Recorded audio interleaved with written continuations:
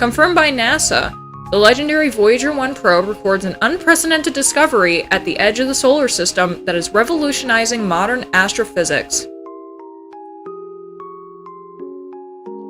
Voyager 1 has been flying through outer space since 1977, so much so that it's currently 24 billion kilometers away from us.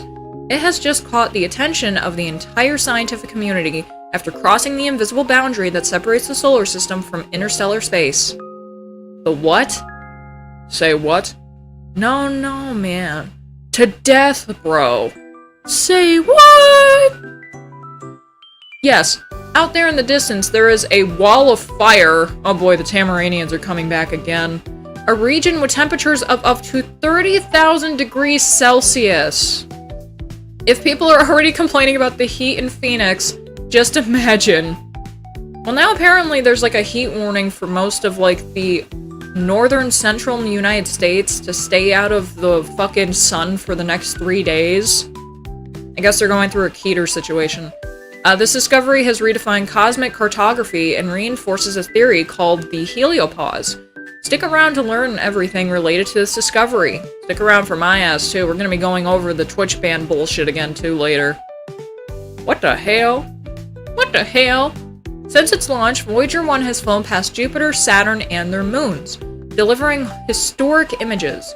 But its most ambitious mission began when it left the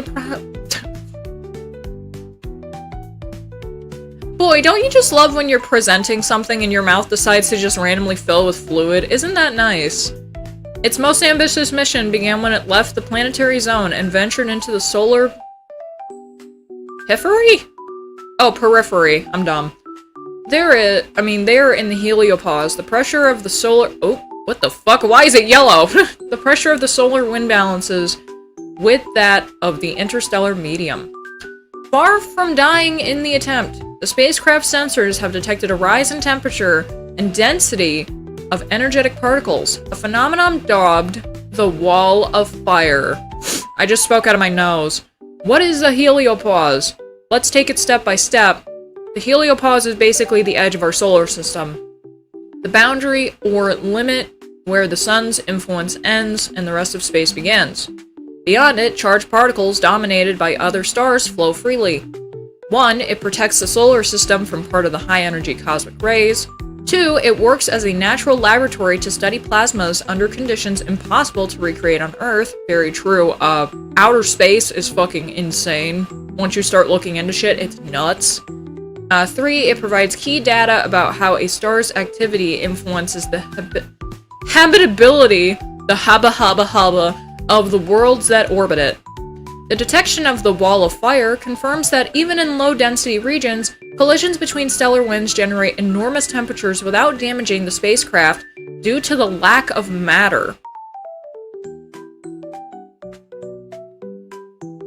Can we go over white holes and black holes?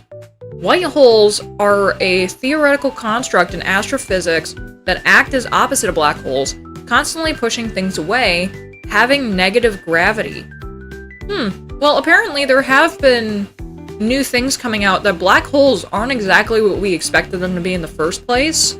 So I think for the next stream, if I get recommended it in my Google stuff, I may be able to pull that up, but I gotta get recommended it, which is fucking stupid.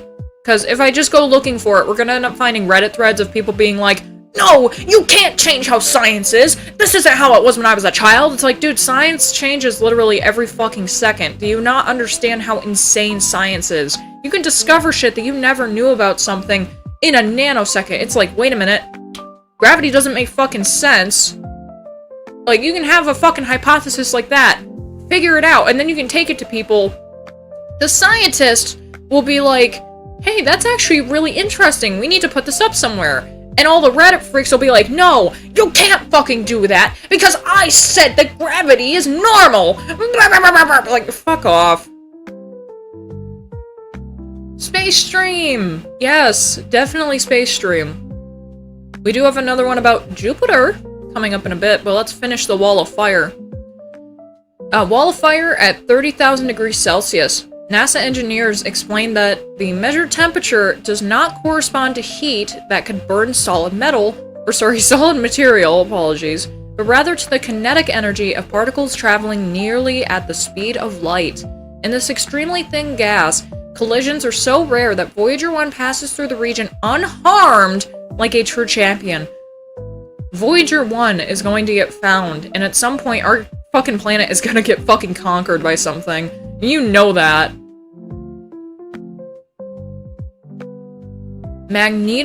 Hydrogenamic.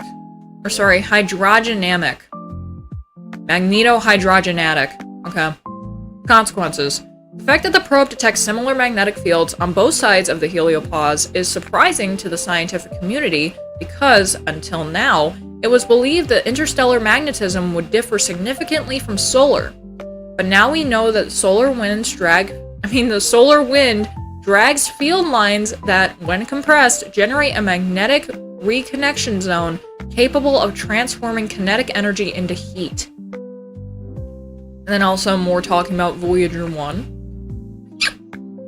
48 years in service, a true veteran. Give him his Purple Heart, please. I feel like at this point he deserves it. The probe operates with barely 4 watts of power per instrument.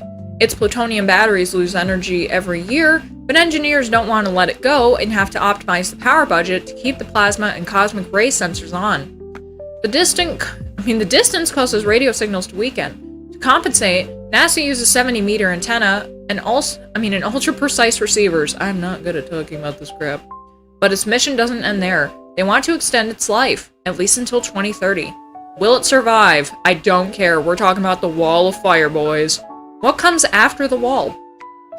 The probe will continue measuring the density of particles and magnetic fields in the interstellar medium. This data will help refine models of the heliosphere structure and prepare for future manned missions beyond Pluto. I fucking doubt that one. Not in our lifetime, not in my daughter's lifetime. I fucking doubt it, especially with how fucking dumb we've been with space exploration as of late. Yes, we're going to have travelers, random fucking civilians, go up in space. Are you gonna do anything else with them? No. No, not right now, but we're definitely gonna be getting to Mars this year. I can guarantee it. Eat my shorts. We're not ready for Mars. We're gonna be ready for Mars by 2047.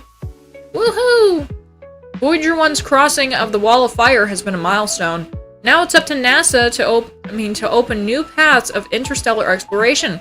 What lies beyond? Yeah, because I'm honestly not trusting SpaceX. If the NASA are the fucking space people. NASA are the space people, man. I don't trust Elon Musk with going up into outer space. This man's a fucking retard. I don't think he's smart. Being that he just had a fallout with his boyfriend Donald Trump, like I don't trust that motherfucker. Not at all. I don't trust NASA or Musk. Do you want the Russians getting there first and then them making space communist? I didn't think so.